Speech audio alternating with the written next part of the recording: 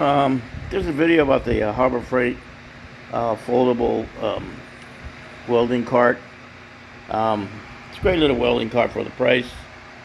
Alright, and what this cart really needed is a little bit better mobility. So I added some 2-inch wheels to the bottom on all sides. And what does that help? So if you're looking to modify this little welding cart to make it just a little bit mobile, because sometimes you just need to, and this thing rolls really nice with these wheels. So once again, just a little update on this cart with the modification of the wheels. Maybe this will help someone else. Okay, to be continued.